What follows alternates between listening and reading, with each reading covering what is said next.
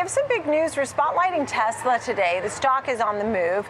You have the company increasing wages for the German factory workers, also looking towards a cheaper EV being produced at that factory. Ted Weisberg is here, president of Seaport Securities, to talk about Tesla and more.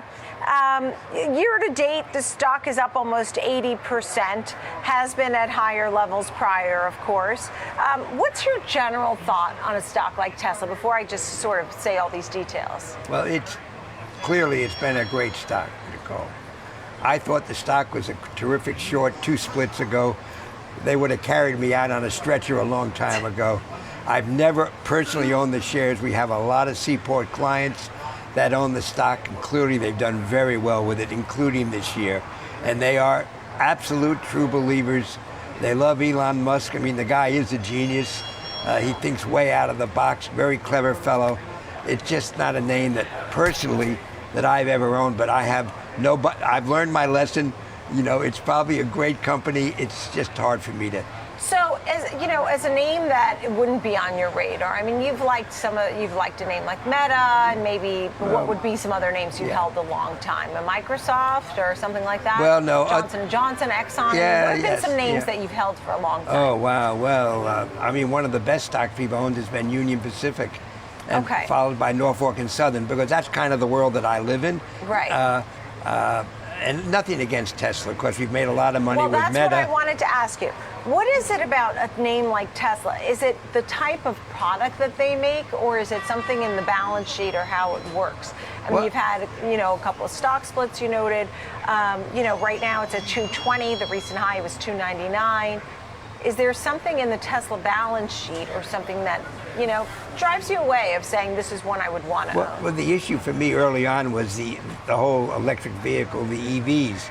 I thought it was just a matter of time till the world would be manufacturing EVs everywhere. Listen, he was very innovative, way ahead of the curve, but clearly that has not necessarily been a problem for the stock. But now every major auto manufacturer is manufacturing EVs, some more successful than others. You can pick your poison. So they certainly don't have the field to themselves anymore. They got a ton of competition. Right. But I think with Tesla, I think it's probably more than the EVs.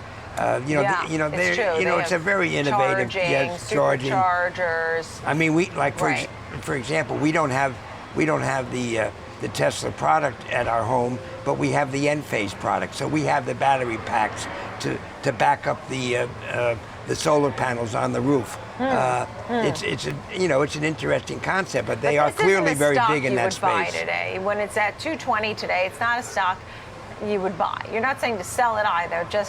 You just wouldn't touch it. You feel like there's other places. Well, to go. I think I wouldn't touch it is too negative. It's just not a name that I've ever been comfortable with. I mean, I'm sure a lot of your viewers have plenty of names, plenty of companies that they like, but they've never owned for one reason or another. I just, you can't kiss all the girls, even though you'd like to. Right, you can't kiss all the girls. So in the meantime, I mean, for example, we just had the big three reaching agreements with UAW. In this case, you have Tesla working in Berlin and raising the pays to 4%. Plus the bonuses brings it up to 18% pay raise. So they're aware that they have to keep their workers happy. They also sometimes get stock benefits and things like that. A new vehicle and a more moderately priced, I see $26,872. So look, a $27,000 EV. And Elon Musk is a businessman. He basically said earlier this year, I'm willing to reach ahead even in the, to have more market share and get out there, even ahead of near-term profits. So we've seen profits dropping, gross margins dropping, but he wants to get a car out. Does that make sense to you? Yeah, it makes sense, but unfortunately, he still has a lot of competition. And the bottom line for him is it squeezes his P&L, no matter how you slice it. I mean, I think this UAW settlement with the big car manufacturers is insane, but they got away with it. But not in a good way. You think it's terrible for the car manufacturers? Well, it's terrible for all of us, because we're all going to pay for that. I mean, it's not as if the buck stops with General Motors or Ford.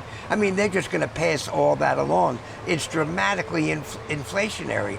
And I mean, God knows what the cost of a new car is going to be, a year from now or 2 years from now, and with interest rates where they are, I mean, you can make a pretty negative case for cars owning stocks in car manufacturers because of the squeeze on their P&L. But the bottom line is they're just going to pass all that along to the consumer. Now, eventually Tesla has got to make money selling these cars. So at some point, that'll get passed along to their buyers. They've certainly done well. I mean, the gross margins are 17.9%, down from 25.1% last year. So profit margins narrowed considerably by 16.1%. That's below the 18.7%. And a year ago was 23%. So the numbers are not going in the right way, but they got to keep with the competition. Yeah, when you look at the transports, you mentioned you like the rails. We have the truckers, the shippers, the airlines. And, we think about these are not necessarily transports, but they're, in the automotive world. It just sounds like you've never been interested in this part of it.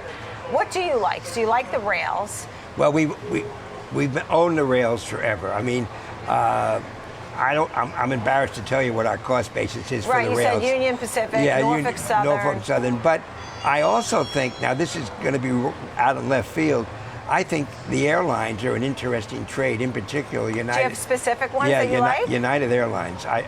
We own, and I like United Airlines. Why is that? For a couple of reasons. Number one, it's a great energy hedge. It's a great energy hedge. And they just beat the stock up pretty good. They knocked it down from the low 50s to the mid 30s, on what were decent earnings, but kind of bad prognosis going forward. They're not flying to Israel now, but that's only 1% of their revenue. And of course, they're being hurt by higher fuel prices. But, that worm can turn. I mean, we also love the energy stocks. But I think, for example, United Airlines, and everybody hates the airlines, including Warren Buffett. Nobody's ever made money in the airlines, including me. But I think in the mid 30s, it's a very interesting. It's not a Union Pacific, but it is a very interesting potential trade. All right, so we'll watch all those names: Union Pacific, Norfolk Southern, and UAL. Thank you, Ted Weisberg. Great to see you. Thank you, Ted. Ted Weisberg of Seaport Securities.